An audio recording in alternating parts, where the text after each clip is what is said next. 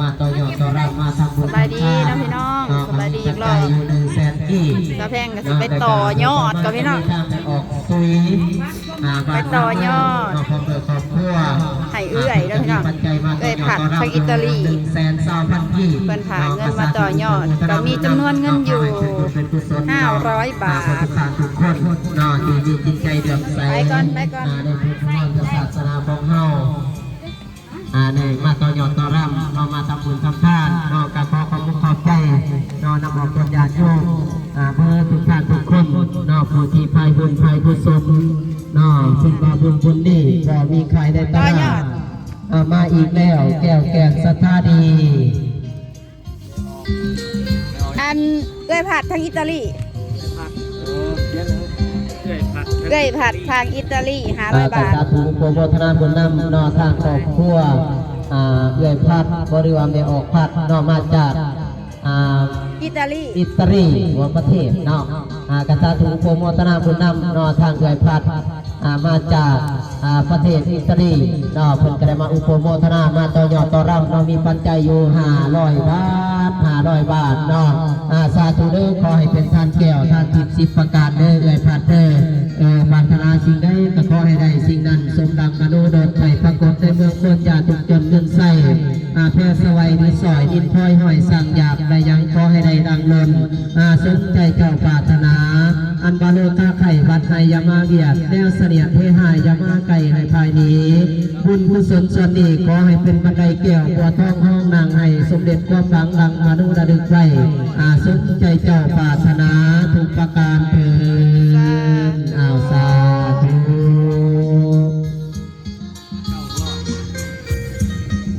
สาธุ สาธุอุปโมทนาบุญนำนอทางครอบครัวเอื้อยพัดนอเพิ่นก็ได้มาอุปโมทนามาต่อยอดต่อรำนอมาทำบุญทำทานนอในงานบุญสรองกุฏิก็มีปัจจัยอยู่500 บาทเนาะก็ขอให้เป็นบุญเป็นกุศลเนาะให้มีแต่ความสุขกายสุขใจพิธีแห่รถแห่บวชพี่น้องแห่บวชแห่โฮดอย่าคือจอย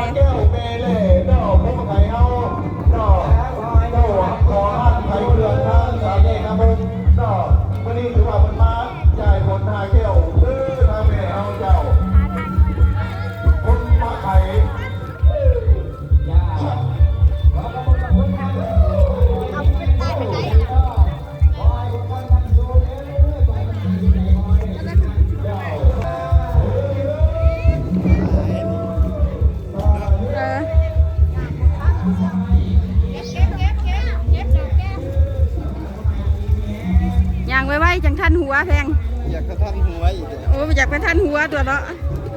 อันนี้อยู่กลางหรืออยู่หางวะนี่อยู่ท้ายวะ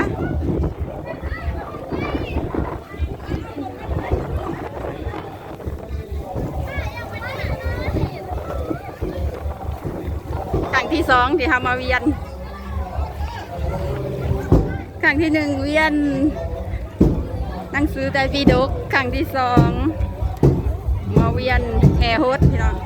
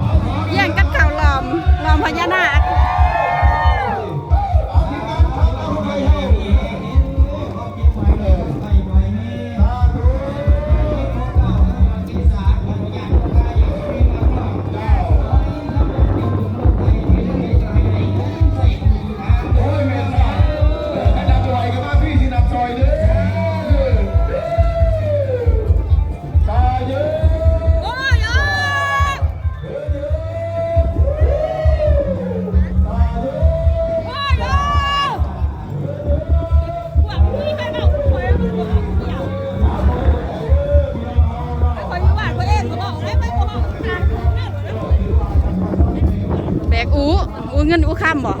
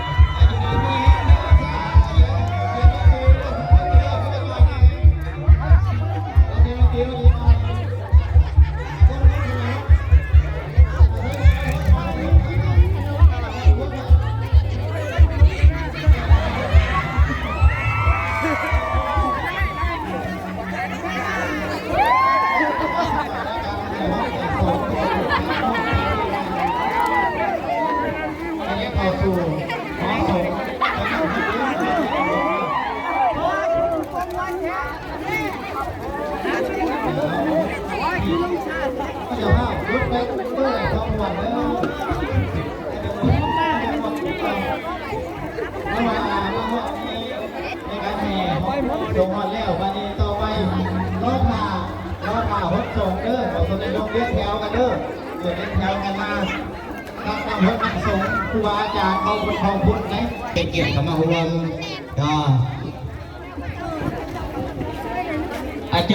จอกใสทีมงานโฮมทานเอาก็จะพอได้อยู่ดอกเนาะผู้ใดอยู่ใกล้อยู่มอไก่ยิบมาฮะ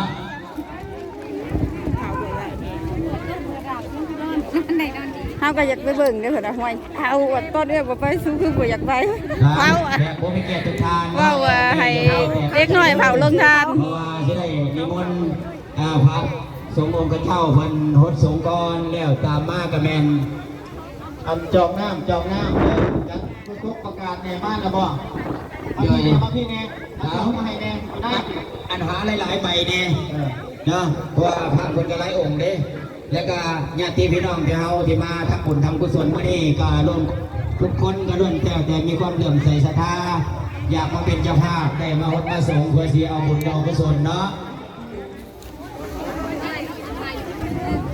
จะอัดยางไว้ในเด้อไม่ออกเด้อยางไว้ในจอบเด้อ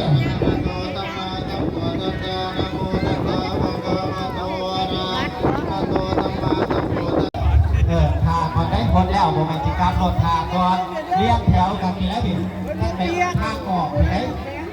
เพราะว่าคนที่จะนำเป็นเบียร์กันร่มน้อยร่มไอ้เป็นเบียร์มีไหนล่ะเลี้ยงเด้อหลังจากคนแล้วรอตะกอนรอก่อนทุกก่อนไข่ครูบาอาจารย์เนี่ยเอาอธิษฐานเอาปากถนาเอาได้พูดด้วยพ้นกันหนาวเลยทั้งในนี่ก็พ้นได้กันเลยเด้อคุยในก็พ้นหนาวแบบนี้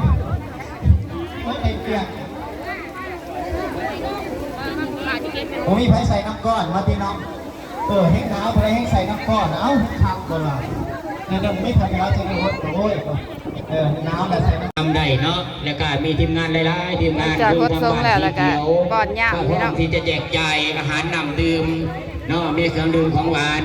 เนาะลูกหลานญาติพี่น้องผู้ใดที่ว่ามอนบาทสวรรค์แล้วก็ถือเป็นเกียรติเห็นเซิร์ครับเอาเครื่องกินของหวานนั่งกันเนาะก็ขอให้มีแต่ความสุขความเจริญเมื่อสุขุสุขคนทางออกตนญาติโยมญาติพี่น้องแขกผู้มีเกียรติทุกท่านที่มาร่วมในงานมื้อนี้ขอให้เจริญรุ่งเรืองในหน้าที่การงานเนาะความเจ็บบ่ให้ได้ความไข้บ่ให้มีความสุขขีอยู่ดีมีแห้งสุขภาพเข้มแข็งเมื่อสุขุสุขคนเนาะสาธุ